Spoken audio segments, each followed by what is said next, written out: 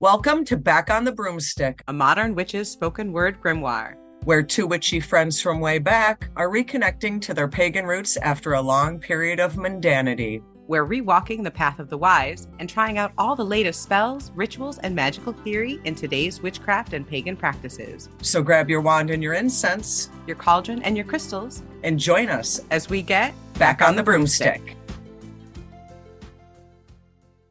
Hi, and welcome to Back on the Broomstick. I'm Layla, and this is part 5 of our series on deity. This episode focuses on Mother, the full moon, the maker aspect of the goddess. And I'm Chelle, and I feel like this is an aspect that we've spent a lot of time in our personal lives. I feel like I've spent a lot of time in the mother aspect of the goddess. So I feel like this is something I can speak to very well. I'm not surprised that you say that because I think when most people, witches too, I think when most of us think about the goddess, we think of the full moon. We think of the great mother. We think of the earth goddess. We think of Gaia. It feels to me like that time of life, that middle phase, the main bulk of our lives, the mother phase that the goddess encompasses, is highly prized in our culture. Young people want to be adults, young adults, and they start acting like it from a young age. And older people are always chasing that vitality and youth and powerful nurturing of that full grown, I'm an adult, I'm fully capable phase of life. And maybe partly because of the value that we place on that younger mid phase of life, that when many of us think of the goddess, we go straight to the mother, the powerful full moon aspect, the full moon goddess. Maybe without realizing it, because I think that some people may not realize that full moon is that mother aspect, and they're all about that phase without even realizing it. Yeah, that's true. A lot of us are drawn to the full moon. We like to do magic under the full moon. It feels very mystical and magical. And I think a lot of the mother goddesses feel that way too. They feel very powerful and magical and mystical. I think we're drawn to that. Well, and if you kind of look at the science of it, being made up of like 70% water, I think that phase in a literal and spiritual sense does affect us the most. And like you said, some people might not be aware that the full moon, in at least a lot of witchcraft, I wouldn't say all, but a lot of witchcraft, particularly if, like Shell and I, you have Wiccan DNA, you'll be familiar with the Maiden Mother Crone archetype of the goddess, of all goddesses. It's not just the overarching goddess that has these different phases of life. It's each individual goddess as well as the goddess that's within all of us, all people. And the full moon is representative of the mother aspect of the goddess. When I think of mother goddesses, like we've said, a lot of these goddesses have all three aspects, all four aspects. But if I'm specifically thinking mother goddesses, first thing I go to is Demeter. Demeter is definitely the mother. If you think of the mother as Gaia, Demeter's a great one to go to because she very much encompasses that earth mother, mother of the harvest. I mean, she made the whole earth go cold and nothing at all grow when her daughter left. So she's very much an earth mother, a growth mother, a mother of all things. Right. Any goddess that you associate with the full moon is going to be a mother goddess. Historically, mother goddess, because a lot of this was a fertility religion, this was an agricultural religion that followed the cycles and the seasons, the mother literally meant giver of life, birth giver, person who gave birth to all things in the world, everything. And that was revered, this creator of life, the creation. That's something that is found or was found in cultures all over the world. So not just Demeter will be a goddess of motherhood. All religions, all cultures will recognize that archetype of mother and will have a goddess or some type of representation of that. You'll have Yamaya. She is the mother of all things. She's the Orisha in Santeria. She is the goddess of motherhood, symbol of nurturing. And she's also associated with water and the moon, much like a lot of other mother goddesses. There's Isis and Hathor. There's Bast can be seen. I know you talked about her as Kitten Bast, which might be slightly blasphemous, but she's a mother goddess. Hera is a mother goddess. And I've also, seen that reflected in my own life, that maiden aspect in my younger days and in that mother aspect as I became a mother and kind of transitioning into that crone aspect, which we won't speak of at this point. And when you kind of look at it as phases of your own life, you can see that every goddess can have those multi faces, those multi aspects. We may focus on goddesses like Demeter for being a mother type goddess, but I can see that aspect in Hecate too. If you look at it in reflection of your own life, you can see that in every other aspect of the goddess, I think. The mother aspect, if you look at it as a phase of your life, if you look at some of these books and what people are saying, the mother phase of life is roughly 23 to 55, right? If you're looking at that time. Right. And that's not just when you can have children. Nowadays, we are separate from that. We know so much more than just fertility, right? And so motherhood, the concept of being mother. How often have you heard Mother Hecate or Mother Lilith? It's seen as a title. Hecate doesn't even have children, but she is mother. Right. She gives that sense of taking care of you, of nurturing, of guiding and training you. Mother is helping you create yourself. Mother doesn't have to be a person who has given birth or given birth to you. Someone can mother you in so many different ways. I can't help myself sometimes. You know how I am. I have to make a pop culture reference. The same thing is said for Swifties across the land. Call Taylor Swift mother. Mother. Yeah, Right. Mother has become a phrase that means icon, idol, someone you look up to, someone that's teaching and spreading knowledge, someone who has it all, yeah.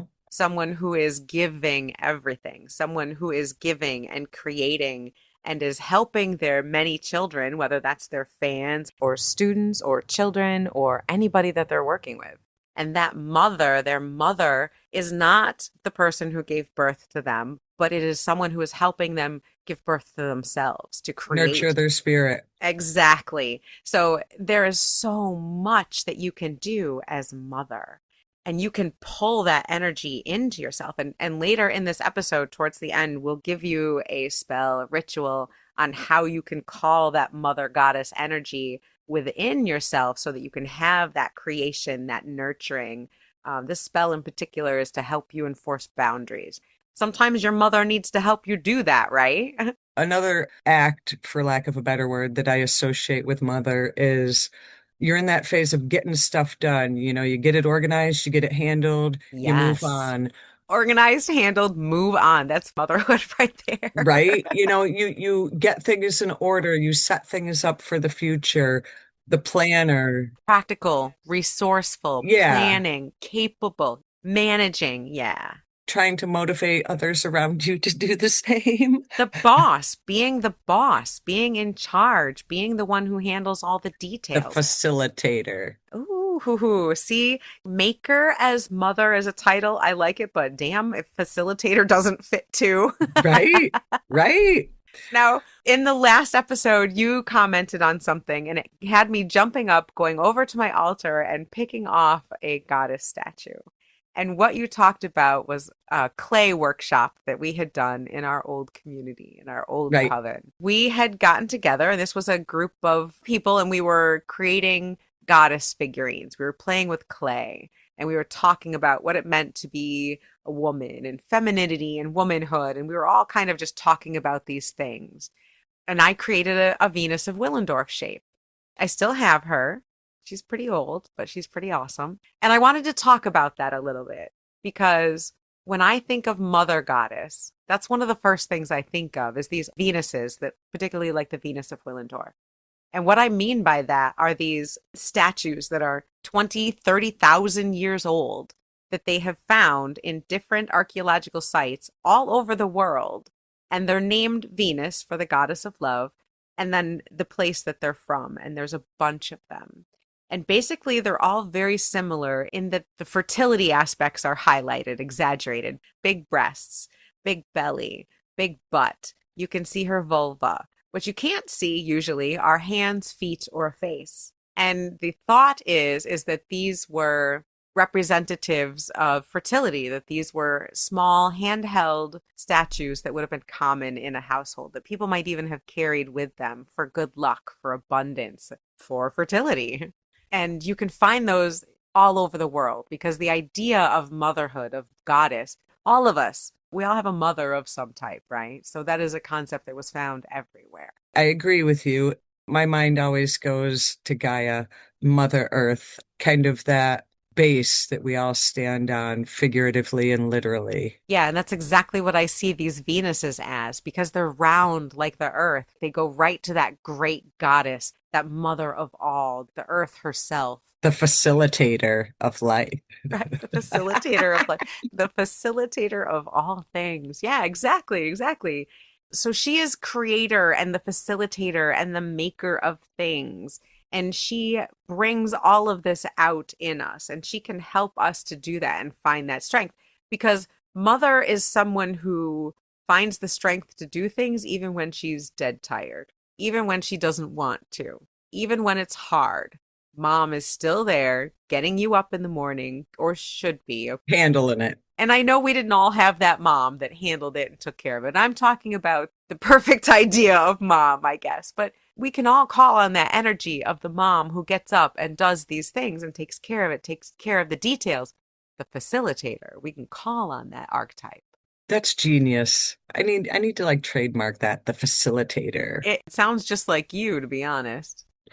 Well, yeah, but as you thrive in certain phases, there's also a time and place to transition. So, And you were talking about how the mother, and we're still in like the mother phase of our life, and you're talking about transitioning to crone phase. And I think that there's still that fourth face of the goddess, and it intertwines a lot with the mother phase and the crone phase. Sometimes with the maiden phase as well, but this warrior phase, this queen phase of womanhood, of it kind of goddess. floats between the mother and the crone, I feel. When you look at these representations, her season is autumn. Like the mother goddess, her season is summer. It's fertility, it's growth, it's the full moon.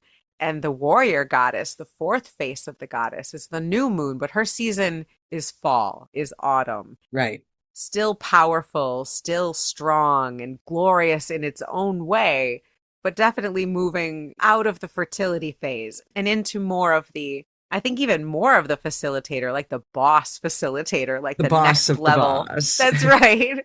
The boss of the boss. And you can be in these phases at any time in your life. You can be 15 and be in the mother phase or the crone phase. And you can be 37 and be in the maiden phase. It doesn't have to be tied to an age. That's just a general idea. I think when you are working with this particular phase, the mother phase, you kind of need to be prepared for kind of that stern truth that this is the way it is, this is what we've got to do. I think working with the mother phase is similar to shadow work. It's where you kind of have to dig deep and just get stuff done. I think so too. I think it's also a nurturing phase because your mother is there telling you to do your homework, brush your teeth, go to bed on time, but she's also doing that to take care of you. She's riding your ass, but it's for your own good, right? You're cranky with your mom because she's making you follow all these rules, but at the same time, she's very nurturing. She's the one that's going to wrap you in a blanket. She's going to kiss the boo boo. She's going to give you the words of encouragement when you need them. And she's going to kick your ass when you need that. And it's also that fertile phase, and that doesn't necessarily mean children either. That could be ideas or actions, plans, implementing things, acting on things. Again, it's the phase to get stuff done. You plant the seed and watch it grow, and you nurture that and build that up. So just because we call it the fertile stage, fertility doesn't necessarily mean babies. The maiden, she's the fool. She's ready to take that leap. She's got the ideas. She's the one that took the chance and planted the seed. Now, the mother is the Empress tarot card. And if you keep up with the tarot analogy, the Empress is very much that mother of all things. She's the one of fullness and growth and ripening and bringing new things into the world and doing that work. And much like the death card doesn't mean death, the Empress card doesn't mean pregnancy and birth in a literal sense. It's bringing something new, something fabulous, something that you yourself have nurtured and grown and created into the world.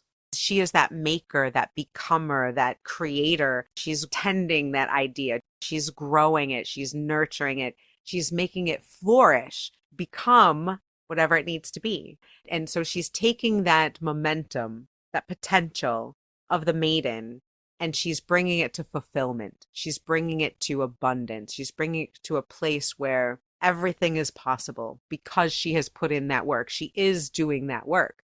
And, the mother can also be a fierce protector. That is another side of the mom, is she can very much be the one who beats your butt when you have done something wrong and fiercely defends you if someone is coming at you. I feel that that's where that kind of crossover of the dark face, the warrior face of the goddess can kind of cross over because you get that. I don't want to say fight or flight because that's not it, but it's kind of that rage that only a mother can muster. Like there's a rage that only a mother can muster. I think it's distinctly part of the mother goddess. I think the warrior goddess is tough and she is definitely strong and powerful. But I think the mother as defender and as protector is, like you said, it's a different kind of power. It's a It different is, type it of is. protection. When your mother is that pissed off and that ready to protect you, that's fierce. There's a reason why they say don't go near a mother and her cubs because that's dangerous. And you can call that power. There are goddesses that carry that energy, and that energy is dangerous and it's dark and it's effective. And you can call upon that when you need it, whether you need it to be kicking your butt or you need it to be kicking someone else's butt. It's there when you call these mother goddesses. But it's definitely an unmistakable rage that only a mom has. And I do think that sometimes, and I can think of rituals that we have done where you have to be cautious when you call upon that kind of rage. You do. Because when someone is defending their creation, someone or something that they have created, like a mother protecting her child, that type of energy can spiral out of control very, very quickly.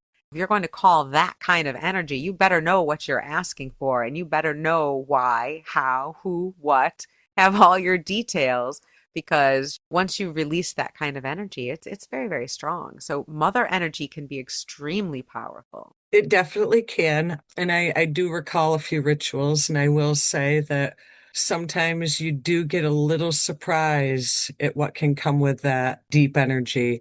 Mhm. But I do think that it is everyone should work with that energy. It is definitely another face that you need to, we talked last time about, you kind of have to face that maiden aspect. You also have to face that mother aspect, whether it be the loving and nurturing side or the bear protecting her cubs side. You do kind of have to face all of these faces because truly it's just a reflection of facing yourself. Oof. Yeah. You say that, and that really gets me thinking about, that book, The Witch Wound? Yes. I also know there's like the mother wound. A lot of people have a mother wound. Yep. There's problems, there's issues. We have a lot of hurt and pain sometimes connected to our mothers, even if we get along with them, even if we have a great relationship with our mother. Sometimes Stuff. yeah, there are things that we need to face. And you said that you can treat it like shadow work, talking to the mother goddess, talking to the mother within you, talking to your mother, the archetype of your mother. Sometimes that can be very difficult, but extremely healing if you can go through that process and face that mother energy. face that mother wound. And if your mother has passed, maybe actually having that conversation with your mother. hmm And if that can be difficult, you can ask a mother goddess to sit with you while you work through that. So maybe Mother Hecate is kicking your ass and you need to face some demons with your own mother in this life. You could ask Mother Caradwyn or Freya or another mother goddess, maybe someone who's a little softer. I'm not sure. Maybe That'll hold your hand through it, that'll hold your hand. And so you can have the dark mother goddess that's kicking your butt and the kind mother goddess that is holding holding your your hand. hand, telling you you can do this. You know, sometimes you need the good, the bad, the little devil, the little angel, one on each shoulder. And the mother goddess can be all of that for you. Now, we're going to talk about Hecate again. And I'd like to talk about her in this context because she is not, as far as I know, I don't think Hecate the goddess has any children. No, she has her dogs. She has her dog. Oh, I kind of love that. But she is mother. She is Mother Hecate to many, many witches. She is the goddess of the witches. She is Mother Goddess. She is Mother Hecate. And I love her for that because she doesn't have actual children. And too often we get caught up in the idea that that's the only interpretation of this aspect. And yes, I have children and you have children, and that is part of it. But shit, I'm not just a mom. There's so much more. That's why I like facilitator better. Facilitator, maker, there's such good terms for this phase because the creation aspect of it. You could be an artist and be in your mother Yeah. phase because you are creating, or you could be a carpenter and be in your mother phase. And how many of us are creating our witch era right now, right? How many of Exactly. us are creating a study group or a coven or a circle or a community or are just creating our very first book of shadows?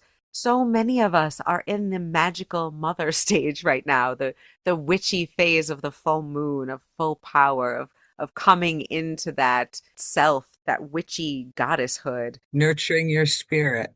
Yeah, exactly. Ooh, nurturing your spirit. And we need that, especially with the holidays coming up. It's a wonderful time of year, but who doesn't need a little extra nurturing this time of year? You're going to see all your family. You should mother yourself. Take care of it's what your mom would want. Take care of yourself. Exactly. Exactly. All right, so we promised you guys a ritual to awaken the mother goddess, to awaken that energy within you. And this is pretty simple. All you need is about a tablespoon of water, just a little bit, and a tiny pinch of salt and a candle. Preferably red for the goddess, but it could also be white. And to be honest, any candle's fine. So what you'll do is gather your items and find a spot where you'll be able to sit undisturbed for about 15 minutes. So first you're going to center and ground, however you want to do that. And then just breathe. Just try and relax. Light the candle and continue relaxing by gazing into the flame of the candle. Just let your eyes be soft and gentle. Gaze at the flame and just continue to breathe slowly and normally and just focus on the idea of relaxation. When you're ready, you're going to cup your left hand as if you're going to drink out of it. And then take your tablespoon of water and put it in the center of your palm. Then mix in the pinch of salt so that you have a tiny little pool in your palm. Bring your hand close enough to the candle so that you can see the flame flickering in the water that you have on your palm. And then just kind of softly look at that for a little bit. Watch the play of light on the water. While you're watching that water, place your right hand over your heart. Continue to gaze at the water in your left hand and breathe deeply. Nice deep breath that expands your whole rib cage. And as you're doing that, imagine as you're breathing that you're breathing and expanding just like the full moon rising, that your whole body is encompassing that full moon, that bright moon energy. While you're envisioning the full moon and breathing, say something like, Mother of waters, Mother of blood, Mother of bone, awaken within me. Stir the water in your palm with your finger, clockwise, and whisper, by the waters of life, I call the mother home. Then place your hand, your right hand, over the water in your left and gather the energy. As you're speaking, picture energy gathering like the full moon in your center. Picture it growing and rising. becoming white and bold and beautiful like the full moon in the sky. And push that energy into your cupped hands, into the water between them. And say something like, she who builds, she who bears, she who protects what she has grown, rise in me. Let that energy gather and push it into the water in your palm. Imagine all that type of mother energy, fierce and loving, firm and generous, gentle, strong. Imagine everything that is good, mother, strong, creation, maker energy, and push it into that water in your palms. And then say, I am the maker. I am the full moon among the stars. I am the one who decides. Then dip your right finger into the water in your palm, touch your forehead, your throat, and your heart, and say, by mind, by voice, by heart, Mother, awaken within me. Then just rub your hands together with that remaining water. Picture your hands, strong hands, a mother's hands, a maker's hands, hands that do, hands that nurture, hands that set limits, and hands that also break them. Place your hands palm up in front of you and let that energy that you raised fill them. Let it fill you with balance, with strength. Let it leave you refreshed, nurtured, comforted, strengthened, knowing who you are and knowing who you're going to be and where you're going. That mother energy is strong within you, that nurturing strength. So let that energy flow over you, flow through your whole body. When you're ready, thank those energies, blow out the candle, and now you can walk in that energy, in that full moon mother goddess energy. So that's a spell that you can do to call the mother goddess to help bring that energy in yourself whenever you need a little bit of extra strength or encouragement, or whenever you need a little bit of pampering from your mom. And while you're pampering yourself, you should send us a winter solstice card or a Yule card, because we'll send you one back if you do, and that would make you happy. So you should take care of yourself in that way, I think. I loved our Yule card exchange last year, and I'm so excited we brought it back this year.